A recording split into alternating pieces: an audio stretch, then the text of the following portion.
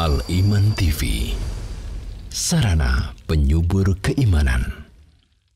Alhamdulillah wassalatu wassalamu ala Rasulillah wa ala alihi wa ashabihi wa man tabi'ahum bi ihsanin ila yaumiddin, amma ba'd. Para pemirsa Al-Iman TV, para pendengar radio Suara Al-Iman, kaum muslimin, kaum muslimat, rahimakumullahu jami'an, yang semoga senantiasa dirahmati oleh Allah Subhanahu wa ta'ala. Alhamdulillah, kita bersyukur kepada Allah Subhanahu wa ta'ala yang senantiasa melimpahkan dan menganugerahkan banyak kenikmatan kepada kita semua, terutama berkesempatan pagi yang baik ini kita masih dalam keadaan iman kepada Allah. Kita masih dimudahkan dalam menjalankan kewajiban-kewajiban kita. Kita masih diberikan taufik oleh Allah untuk bisa memanfaatkan waktu kita dalam hal-hal yang bermanfaat untuk dunia kita dan juga untuk akhirat kita. Maka mudah-mudahan kita senantiasa bisa menjadi orang-orang yang bersyukur atas nikmat-nikmatnya, sehingga kenikmatan ini akan selalu mendatangkan keberkahan, mendatangkan kebahagiaan baik di dunia maupun di akhirat kelak. Ma'asyiral muslimin, para pemirsa dan para pendengar yang semoga senantiasa dirahmati oleh Allah Subhanahu wa ta'ala. Kita akan lanjutkan pembahasan seputar 40 hadis yang menjelaskan cara untuk menghadapi musibah, ujian ataupun wabah, yang tentunya ini adalah senjata utama bagi seorang muslim agar tidak kesusahan dalam menghadapi musibah ataupun wabah ataupun ujian-ujian. Nah, dan kita akan masuk pada hadis yang ke-10. Kita baca hadisnya. An Atha ibn Abi Rabah qala, dari Atha bin Abi Rabah, beliau menceritakan, qala li Ibnu Abbas radhiyallahu anhuma, beliau berkata kepada Atha bin Abi Rabah, ala urika imra'atan min ahlil jannati, maukah aku perlihatkan kepadamu seorang wanita dari ahlil jannah, seorang wanita dari penghuni surga. Maukah aku perlihatkan kepadamu wanita tersebut, wanita dari penghuni surga? Qultu bala, maka aku pun menjawab, tentu. Ya, aku pengen melihat seorang wanita dari penghuni surga. Qala hadhil mar'atu sauda, maka Ibnu Abbas melanjutkan bahwasanya inilah wanita yang hitam. Atatin Nabiya sallallahu alaihi wasallam faqalat, inilah seorang wanita yang hitam yang mendatangi Nabi sallallahu alaihi wasallam, lalu dia mengatakan, inni usra'u wa inni atakashafu fad'ullaha li. Wanita ini mengatakan kepada Rasulullah sallallahu alaihi wasallam, mengabarkan kepada beliau bahwasanya sesungguhnya aku terkena penyakit ayan. Ya, sesungguhnya aku kena penyakit ayan. Ditimpa sebuah penyakit, yaitu penyakit ayan. Dan aku ini kalau terkena penyakit tersebut terlihat auratku, tersingkap auratku. Maka berdoalah kepada Allah untuk kesembuhanku, wahai Rasulullah sallallahu alaihi wasallam. Ya. Maka inilah yang dikabarkan oleh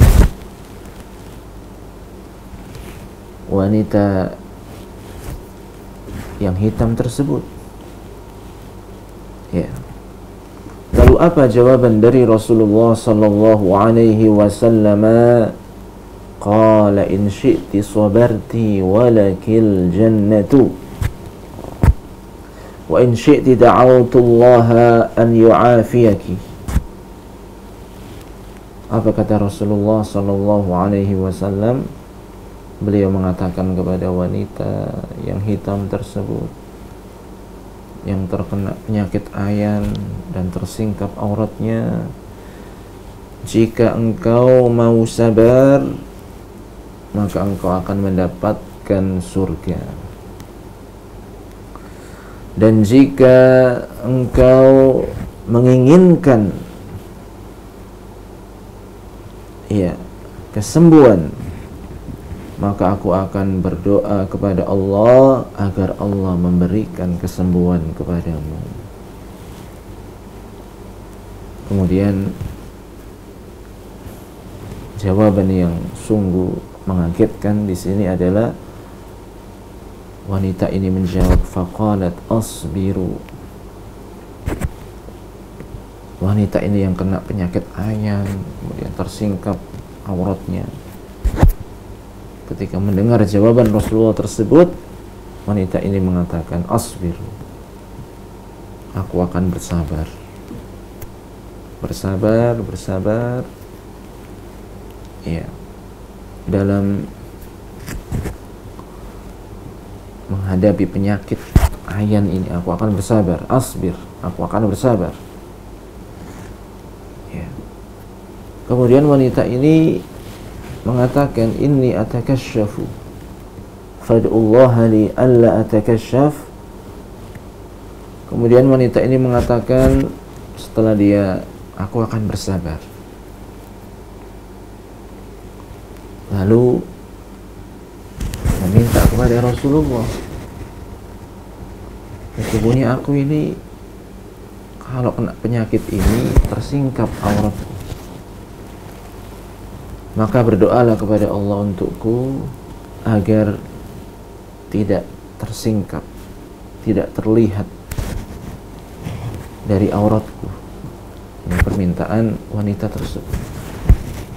Ya, fada'alaha, maka Rasulullah sallallahu alaihi wasallam mendoakan agar wanita ini tidak tersingkap auratnya ketika dia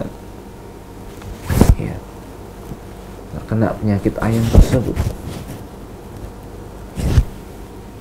Maka hadis ini akhrajahu al-Bukhari wa Muslim. Hadis ini dikeluarkan oleh Imam al-Bukhari dan dikeluarkan oleh Imam Muslim. Maka kalau kita memperhatikan hadis tersebut, hadis yang luar biasa, yang mana seorang wanita datang kepada Rasulullah sallallahu alaihi wasallam mengabarkan keadaan dirinya, mengabarkan penyakit yang menimpa dirinya, lalu meminta Rasulullah sallallahu alaihi wasallam agar beliau mendoakan kesembuhan untuknya. فأقرها وأرشدها إلى معاني الأمور وهو الصبر. Kemudian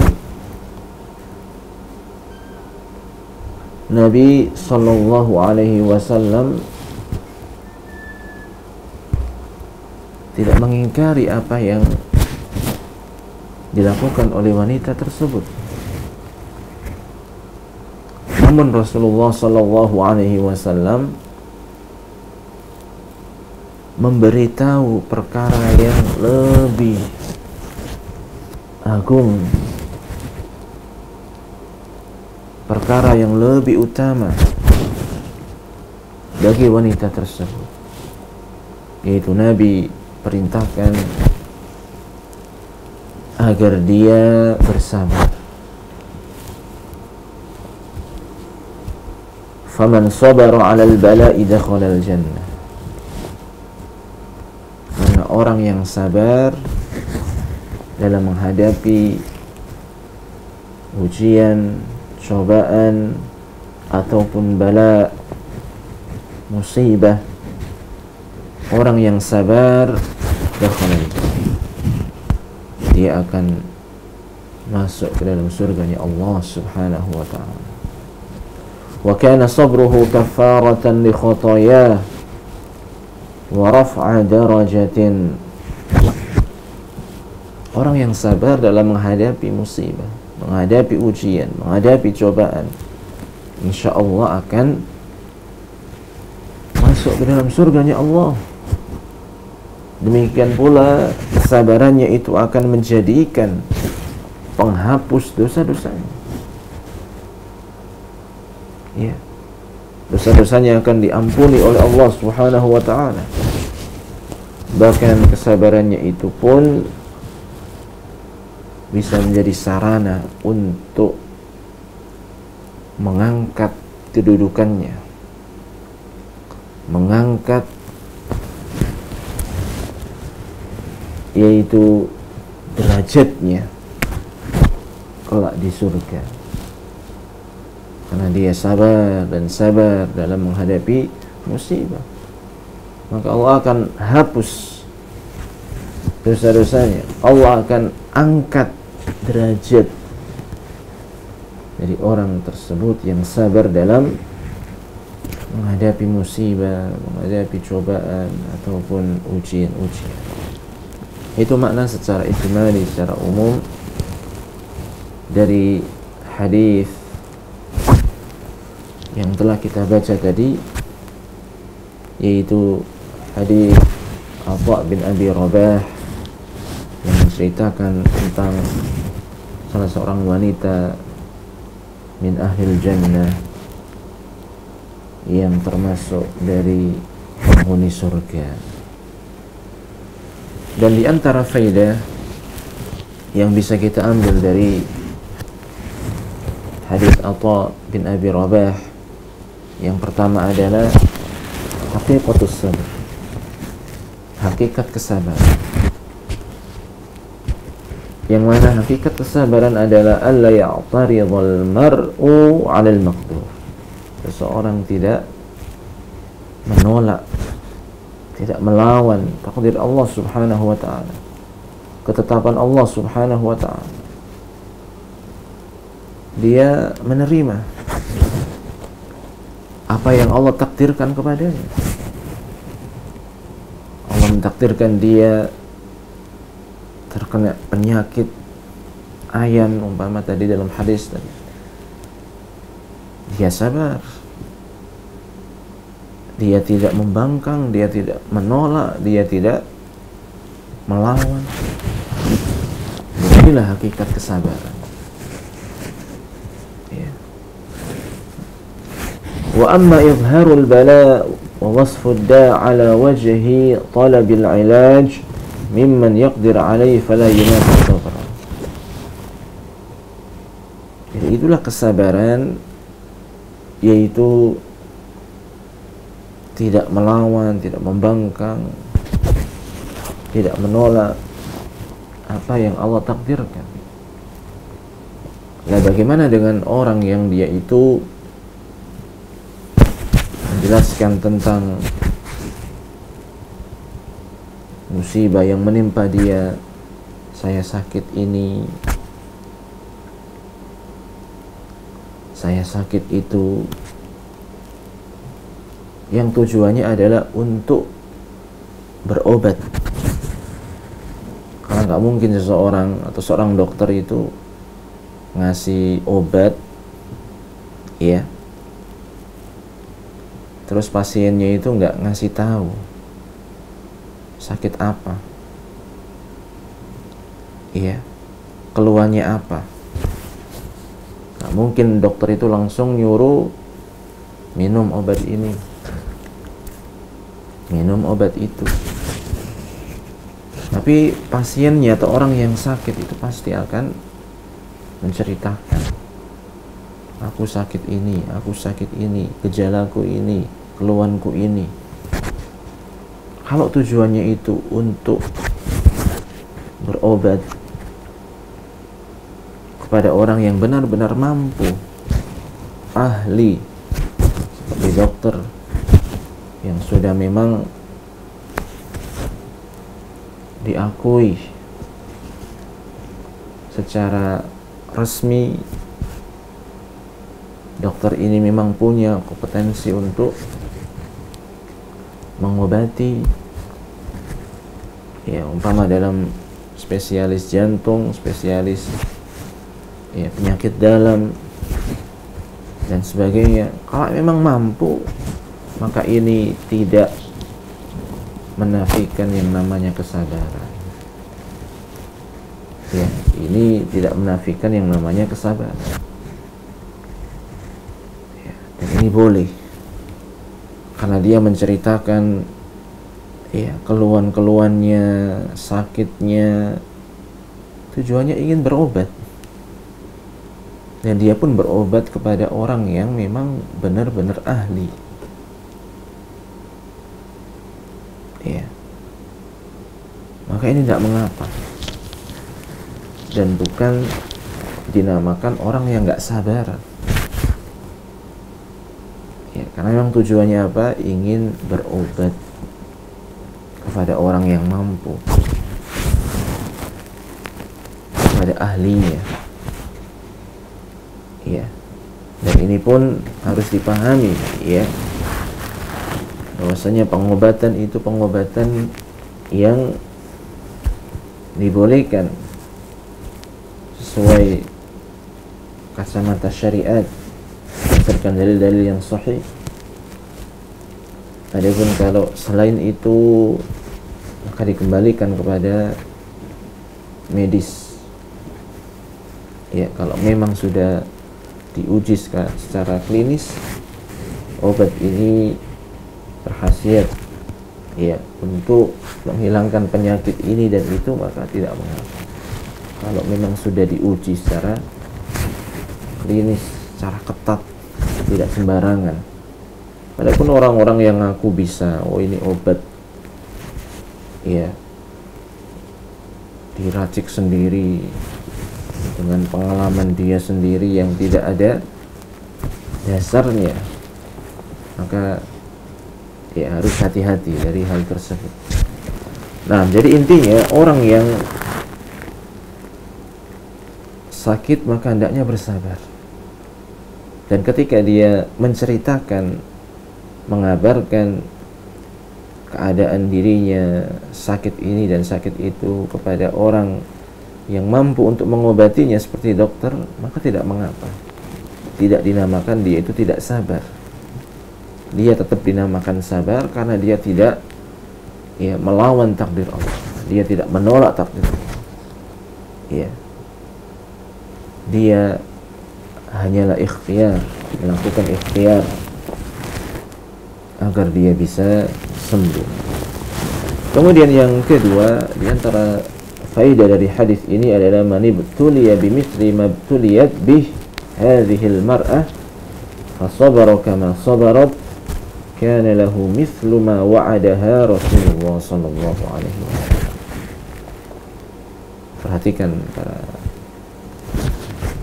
pemirsa dan para pendengar sekalian, Ya, seseorang yang diuji seperti ujian wanita ini, lalu dia bersabar sebagaimana wanita ini bersabar, maka apa balasannya? Balasannya seperti yang dijanjikan oleh Rasulullah sallallahu alaihi wasallam. Orang yang tertimpa penyakit seperti penyakit wanita ini dan dia mau bersabar dengan kesabaran seperti wanita ini, maka balasannya seperti yang dijanjikan oleh Rasulullah sallallahu alaihi wasallam kepada wanita tersebut. Apa balasannya? Al-Jannah, yaitu surganya Allah subhanahu wa ta'ala. Maka hadis ini sebagai contoh bahwasanya kesabaran itu akan mendatangkan sebuah balasan yang amat besar,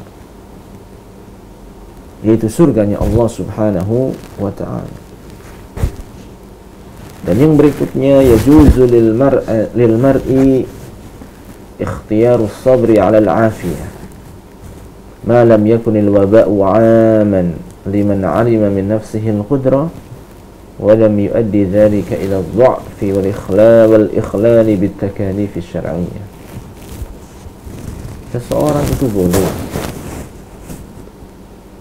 untuk milih sabar daripada sehat.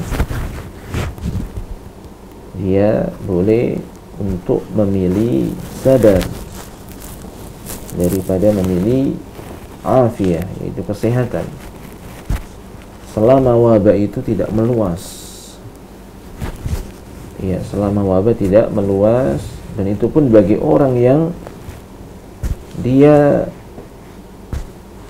meyakini dirinya itu mampu, ya, mampu untuk menahan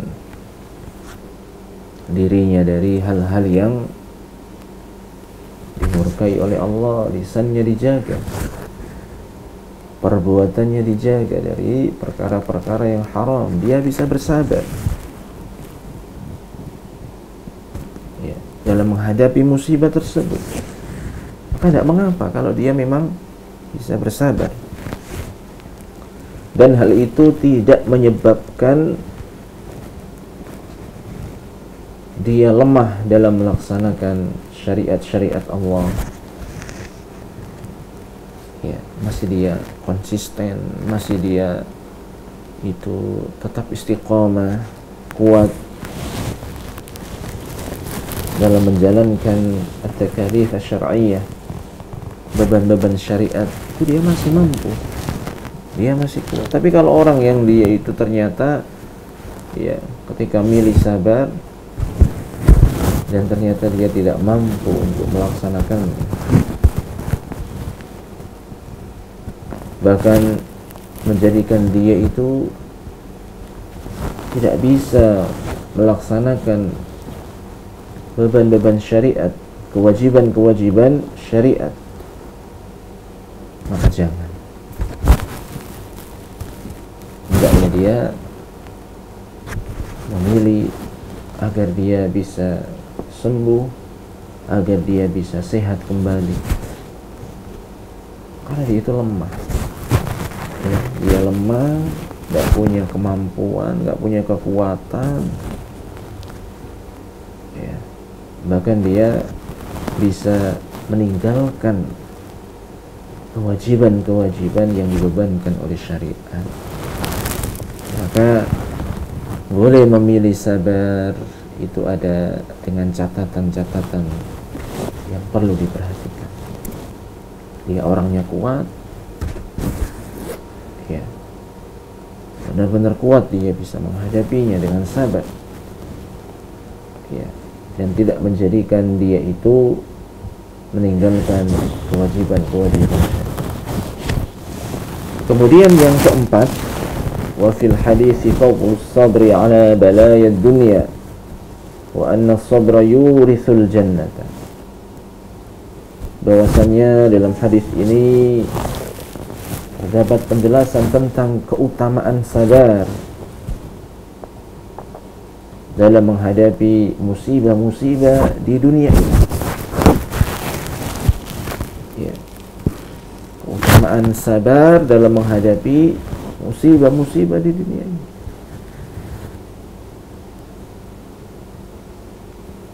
Dan sesungguhnya kesabaran itu bisa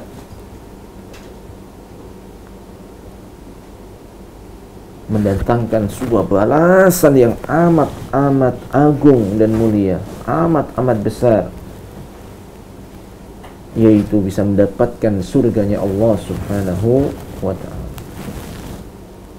Sabar ketika mendapatkan musibah, sabar ketika mendapatkan ujian, sabar ketika mendapatkan cobaan dari Allah Subhanahu wa ta'ala.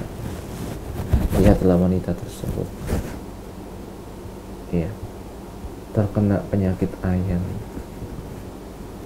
Penyakit ayan itu, kata Syekh Muhammad bin Shalih Al-Utsaimin, ya, bisa saja dikarenakan saraf-saraf yang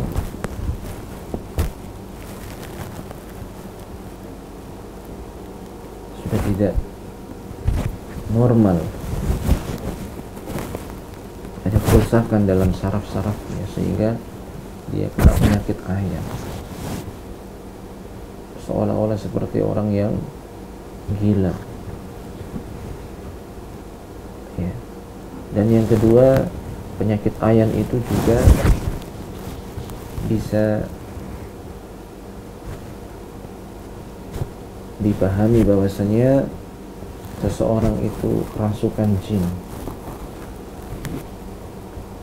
sehingga dia berbuat seperti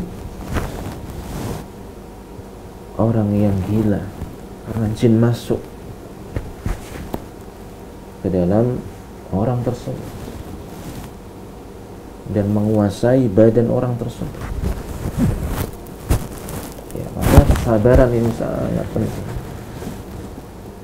Kesabaran sangat penting dalam menghadapi musibah-musibah di dunia ini.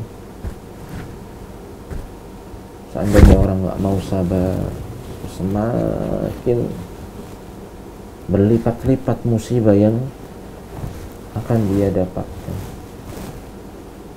Ya, sudah kena musibah, kemudian nggak mau sabar, melakukan perkara-perkara yang haram, perkara-perkara yang dimurkai oleh Allah Subhanahu wa ta'ala, maka dia pun akan mendapatkan dosa, mendapatkan kemurkaan Allah.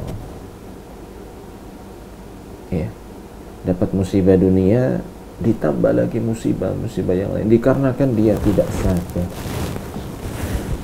Ya, dikarenakan dia tidak sabar.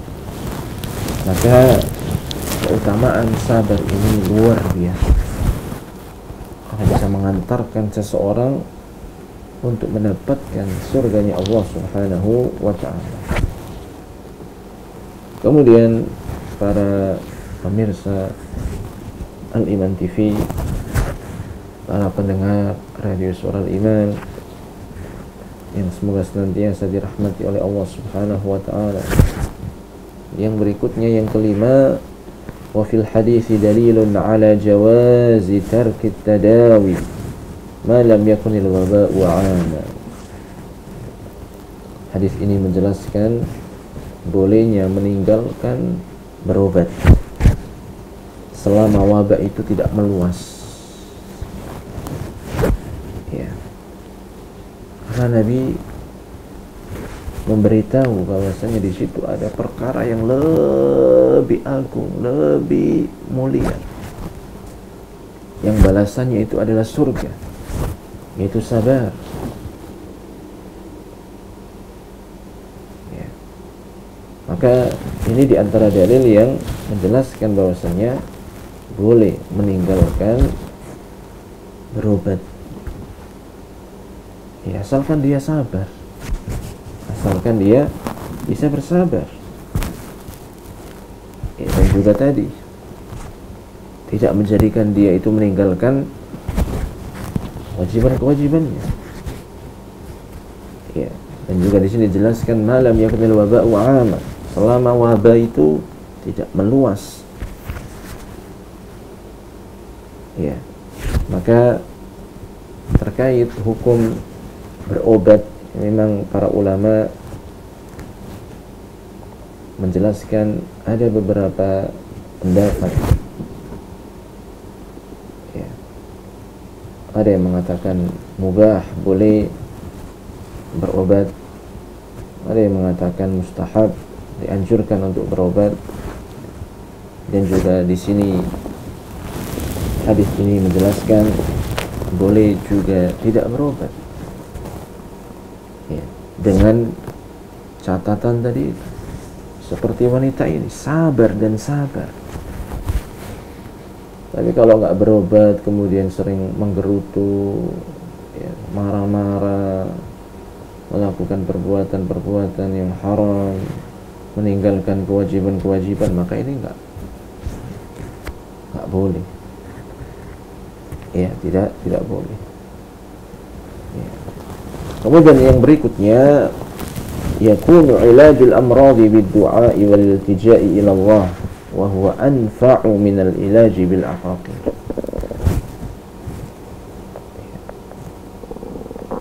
Ketika seseorang itu sakit, maka pengobatan yang bisa dilakukan adalah dengan berdoa, memohon kepada Allah, waliltija ilallah, dan kembali kepada Allah, bersandar kepada Allah, memohon kepada Allah.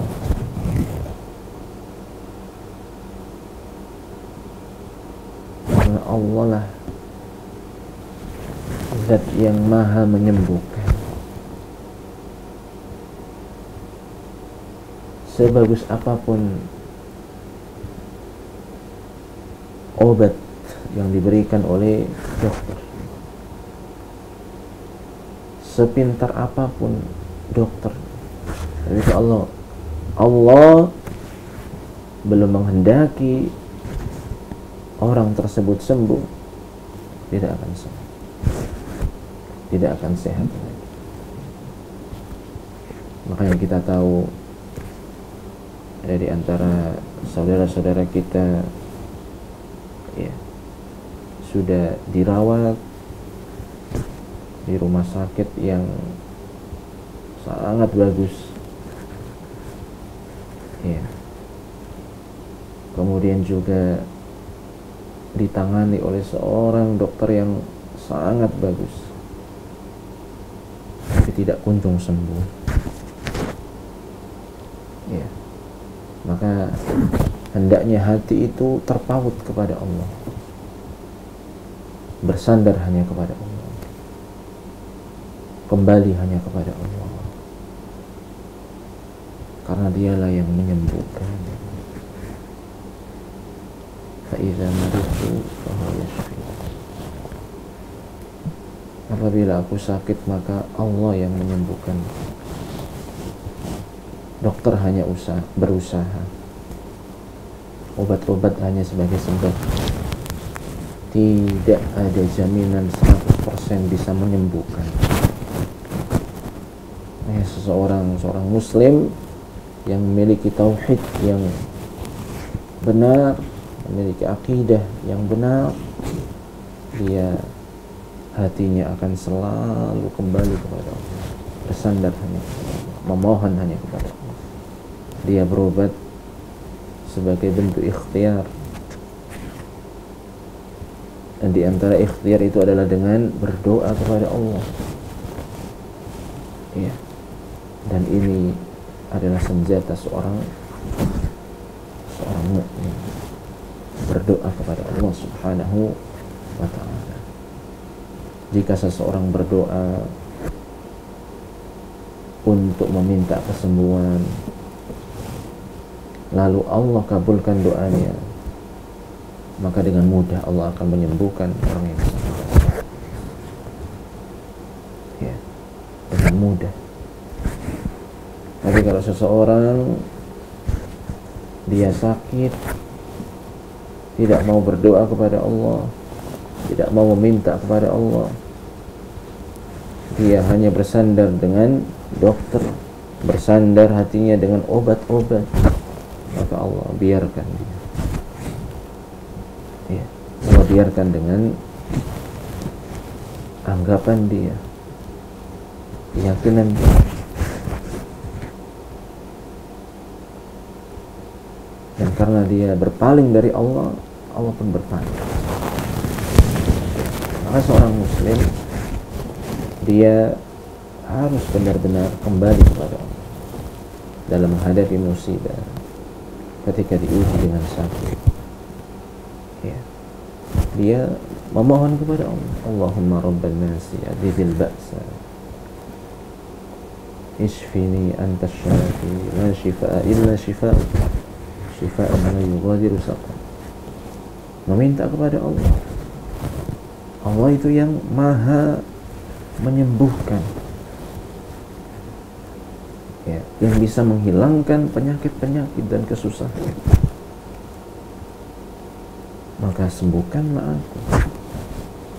Meminta ini kepada Allah, memohon kepada Allah agar Allah memberikan kesembuhan kepada orang yang sakit, ya, dengan kesembuhan yang sempurna. Maka di antara bentuk ikhtiar adalah dengan kita berdoa kepada Allah agar kita disembuhkan dari penyakit. Kemudian yang berikutnya, al-ilaju bil ad'iyatil ma'thurati yuthmiru bil ikhlasi lillahi azza wa jalla ma'a sidqi tawakkul min jihati da'i wal mad'u lah.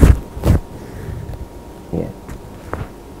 Itu ketika seseorang berdoa kepada Allah agar sakitnya itu diangkat, agar diberikan kesembuhan oleh Allah, dengan doa-doa yang bersumber dari Rasulullah sallallahu alaihi wasallam, dengan doa-doa yang sahih,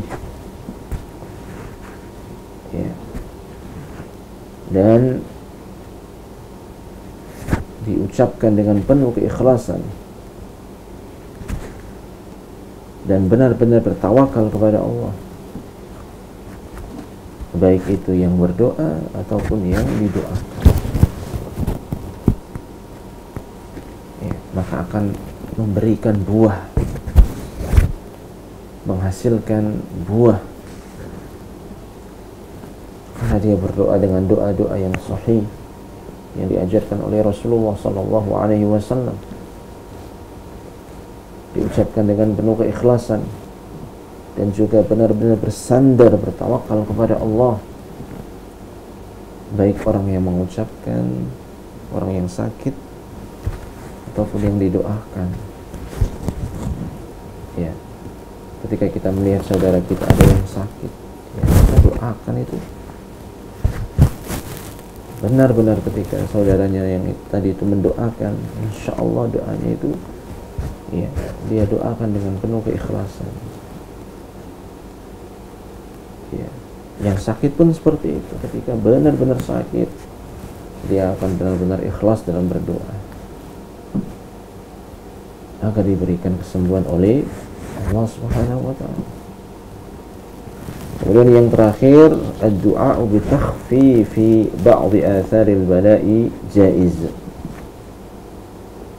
wala yunafi al-'azima wa yata'akkad ad-du'a bi takhfif idza tarattaba 'ala at-tarki mafsadatun aw futurun 'ala at-ta'ah.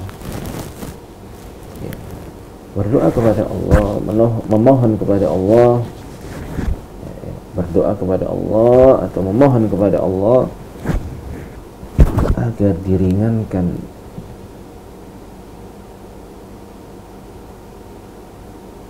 musibahnya. Ini tidak mengapa. Ya, ini tidak mengapa. Seperti tadi seorang wanita yang meminta kepada Rasulullah sallallahu alaihi wasallam agar diringankan seperti tidak sampai tersingkap auratnya, yang merupakan ini kerusakan kalau tersingkap terus sesuatu yang tidak baik, tidak bagus. Maka boleh memohon kepada Allah agar diringankan musibah, ya. Bahkan hal tersebut sangat dianjurkan apabila ada hal-hal yang jelek, ketika kita tidak memohon kepada Allah untuk diringankan musibah tersebut. Hal-hal tersebut dianjurkan, yaitu meminta agar diringankan musibahnya, itu dianjurkan, karena apabila kalau kita tidak melakukan, maka kita akan futur, kita tidak lagi semangat dalam beramal soleh, kita tidak lagi bersemangat dalam melakukan kebaikan-kebaikan.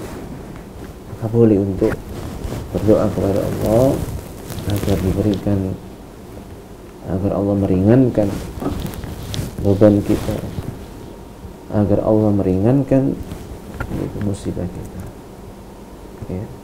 Nah, ini diantara faidah-faidah yang bisa kita ambil, yang bisa kita petik dari hadis yang ke-10 yang menjelaskan tentang keutamaan sabar dalam menghadapi musibah, dalam menghadapi bala atau yang semisal. Wallahu ta'ala a'lam. Dukung channel kami dengan like, subscribe, dan aktifkan notifikasi agar kamu tidak ketinggalan video-video menarik lainnya.